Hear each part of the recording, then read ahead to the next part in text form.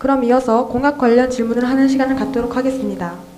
우선 공약집에 있는 학생회 측 전면 개정, 횡령 비리 대응, 재정 건장성 확보, 이 세 가지와 관련된 질문을 황현주 기자부터 해주시길 바랍니다. 마찬가지로 질문에 대한 후보자 답변 시간은 3분으로 제한합니다. 전면 개정에 대한 첫 번째 질문입니다. 회칙을 개정하려면 학생총회를 열어야 합니다. 그러나 회의를 열기 위해서는 1,800명이 동의를 해야 하며 의결권을 가지려면 3,600명이 필요합니다. 이 정도 규모의 학우들을 모으기는 힘들 뿐만 아니라 주어진 임기가 1년뿐인 총학생회가 임기 내에 이 과정을 모두 진행할 수 있을지 의문이 듭니다. 이에 대한 구체적인 방안이나 계획을 듣고 싶습니다. 후보 측 답변해 주세요. 일단 매년 이거를 반복을 해서 개정을 하자 이런 계획은 아닙니다. 저희도 알고 있죠. 개정하기 어렵습니다. 그렇기 때문에 요번에 개정하기 편하게끔 바꾸는 것도 포함이 돼 있고, 총칙이라고 얘기를 하나요? 그 국가로 치면 헌법 정도 되는 것. 우리나라에서도 헌법은 국민총투표를 거쳐야지 개정을 할 수 있게 돼 있죠.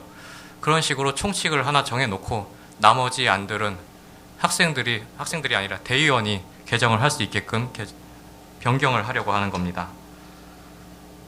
학생총회로 학생회칙을 개정한다. 어렵습니다. 저도 이거는 거의 불가능할 거라고 생각하고 있고, 학생총회뿐만이 아니라 대의원총회를 통해서 개정을 할 수도 있는 법이고, 학생총회나 대의원총회 이쪽보다는 저희는 총투표 쪽을 생각하고 있습니다. 이상입니다. 매년 개정하자는 의견이 아니라는 의견을 말씀해 주셨습니다. 혹시 기자분들 질문 있으신가요? 없으시면 다음 질문으로 넘어가겠습니다. 네, 전면 개정에 관해 두 번째 질문 드리겠습니다. 관례 적용주의를 철폐하고 통례 적용주의를 적용하겠다고 밝히셨는데요. 지금 동현 회칙 개정 사태와 관련되어 이 공약을 명시하신 것 같습니다. 그러나 각 언론사를 비롯한 교내 자치기구들에는 각각의 기구의 특수성과 상황을 고려한 회칙 또는 내규가 마련되어 있는 상태인데요. 물론 하위 회칙이 상위 회칙의 정당성을 훼손하거나 민주주의에 어긋나는 경우라면 그 관행은 즉시 버려져야 할 것이지만, 각각의 특수성이 반영된 관례 적용주의를 일괄적으로 통례 적용주의로 개선한다는 것이 과연 가능한 것인지, 그리고 각 기구의 특수성을 무시하는 것은 아닐지 우려가 됩니다. 이에 대해 말씀해 주세요. 후보 측 답변해 주세요.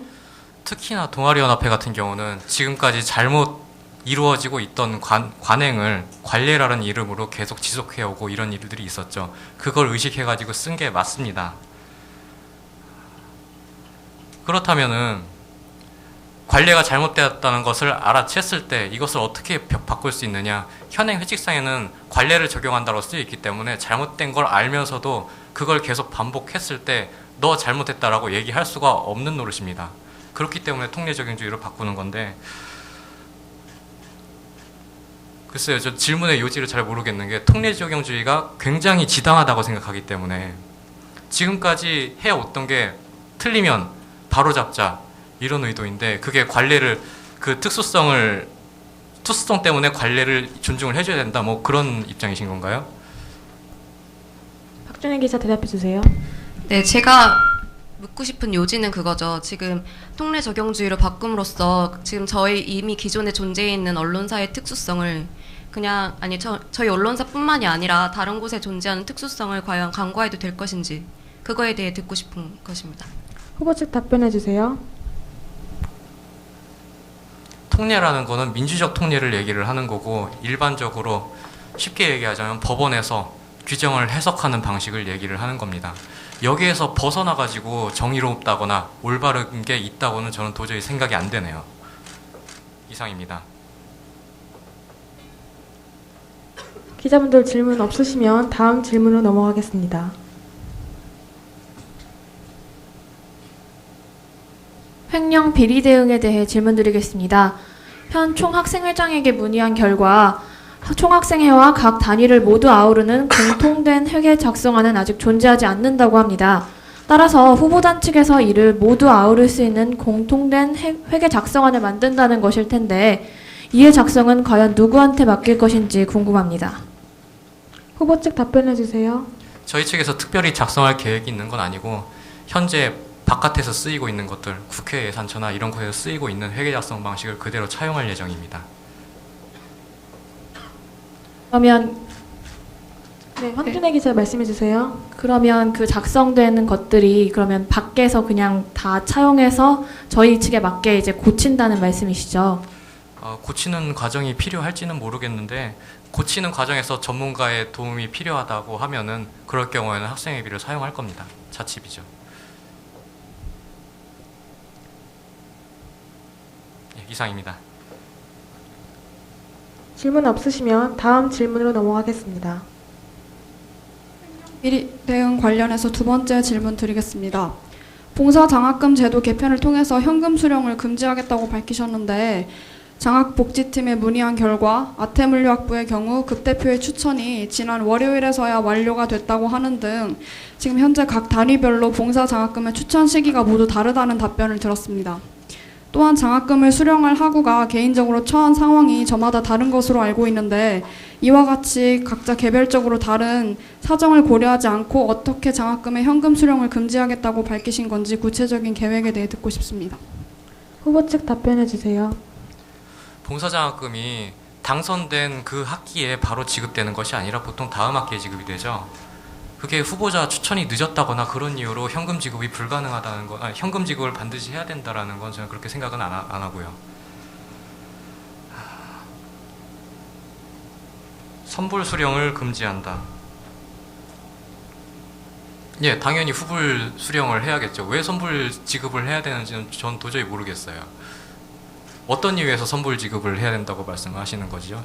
그 기자님께서는 각자 다양한 형편이 있기 때문에, 각자 사정이 있기 때문에 그렇게 말씀을 하시는데 거기에 대해서 지금까지 정상적인, 합리적인 설명이 가능했던 케이스가 있었나요? 뭐 역으로 질문 드리는 건 좀 무리하긴 하네요. 생각해 보니까. 혹시 기자분들 중에 질문 있으신가요? 김다빈 기자 말씀해 주세요.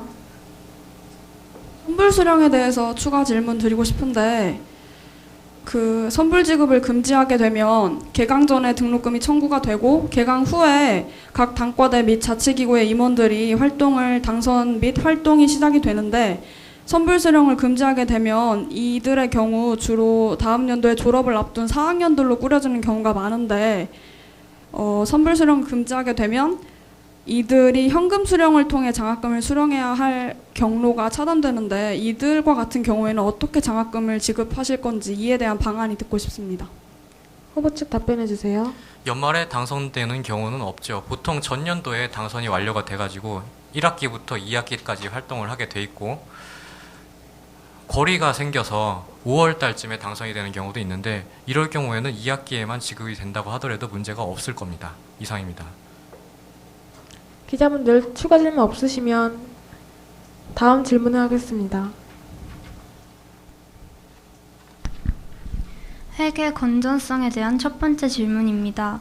회계 자료 의무 보존 기간을 4년으로 확장하겠다고 밝혔는데 총 대위원회 측으로부터 이는 무리한 일이라는 답변을 얻었습니다. 그 양이 엄청나서 보관할 공간을 따로 마련하지 않으면 안 될 뿐만 아니라 정 후보가 총대 측과 합의를 이루어낸 사안이 아니라고 들었습니다. 공간상의 문제와 총대 측과의 합의는 추후 어떻게 해결할 것인지 설명을 듣고 싶습니다. 후보 측 답변해 주세요. 합의보다 4년 동안 회계 자료를 보존하는 게 더 중요하다고 생각합니다. 공간이 없다면 만들어서라도 어떻게든 보관을 해야겠죠. 총대위원회에서 공간을 못 내주겠다. 총학생회실에 보관하겠습니다. 이상입니다. 기자분들 추가 질문 없으시면 추가 질문 있으신가요? 없으시면 다음 질문으로 넘어가겠습니다. 건전성에 대해 두 번째 질문 드리겠습니다. 단위별 예산 분배에서 학생회비 실납부자 수를 다소 반영하여 예산 분배를 하겠다고 밝히셨는데요. 모든 학우에게 공평하게 사용되어야 할 학생회비가 단위마다 차별적으로 분배된다는 것은 나는 학생회비를 냈지만 내가 속한 단위에서 학생회비를 많이 내지 않아 혜택을 균등하게 누리지 못한다는 등 의견과 같이 또 다른 역차별 사례가 발생할 가능성도 있을 텐데요. 이에 대해 어떻게 생각하시는지 또 차별적 분배를 통해 얻을 수 있는 이점은 무엇인지에 대해 설명 부탁드립니다. 후보 측 답변해 주세요. 먼저 이점부터 설명드리자면 많이 낸 단위에 학생회비가 더 많이 분배된다는 것은 그만큼 그 단위에서 납부를 많이 해야 됨을 의미를 하고 그만큼 고무를 시킬 수가 있겠죠. 학생회비를 내는 거에 대한 그런 고무가 가능을 하겠죠. 지금 그게 역차별이라고 말씀을 하시는데 적게 낸 단위에서 돈을 더 많이 타가는 거는 오히려 그게 역차별이지 적게 낸 단위에서는 적게 받아가는 게 맞다고 생각합니다. 이상입니다. 이번 청중 질문 시간에서는 학생회칙 전면 개정, 횡령 비리 대응, 재정 건전성 확보에 관한 질문만 받도록 하겠습니다. 청중 질문 시간은 2분이며 후보자 답변 발언 시간은 3분입니다. 혹시 질문하실 학우분 손들어 주세요. 예, 예, 수고하십니다. 저는 글로벌금융학부 이범석이라고 합니다. 이번에 조희진 씨가 이제 공약집을 내세운 거를 보고 우리 학교가 회계 자료를 1년치만 보관한다는 사실을 처음 알게 되었습니다. 사실 공공기관이 회계 자료를 1년치만 보관한다는 게 거의 횡령한다는 소리랑 마찬가지라고 어떤 회계사분들은 그러시더라고요. 하지만 그래가지고 이번 솔직히 다이어리 사업 같은 경우도 저는 리베이트가 있을 가능성도 있다는 생각도 배제하지 않게 됐습니다. 하지만 밝혀낼 가능성이 솔직히 거의 없다고 생각하는데요. 이러한 횡령 같은 것들을 완벽하게 사전 배제하는 방법들에 대해서 혹시 생각해 보신 것들이 있는지에 대해서 한번 여쭤보고 싶습니다. 후보 측 답변해 주세요. 저희가 완벽하게 차단을 할 수 있느냐 하면은 완벽하게 차단을 할 수는 없죠. 노력해 나가야죠. 횡령을 못 하게끔 앞으로. 그 첫 걸음이 그 첫걸음이 회계 자료를 4년 동안 보관을 하는 겁니다. 요번에 생활과학대학 횡령 사건에서도 저희가 밝히기가 어려웠던 게 1년치밖에 없다 그러더라고요. 비교할 자료가 없대요. 재작년 자료가 없다는 거죠. 재작년에 돈을 얼마 벌었는지를 모르는 상황에서 작년 자료를 가지고 돈이 차익이 얼마나 나고 횡령 규모가 얼마나 될 것이며 이런 거를 전혀 예측을 할 수가 없어서 올해 자료를 가지고 비교를 했습니다. 첫걸음은 일단 4년을 보존을 하고 그 다음에 총학생회장이 횡령 사건이 발생할 때마다 제대로 된 대처를 하게 된다면 앞으로 차차 근절해 나갈 수 있을 것이라고 생각합니다. 그리고 그게 이번 34대 총학생회 선거본부의 역점 사업 중에 하나입니다. 이상입니다.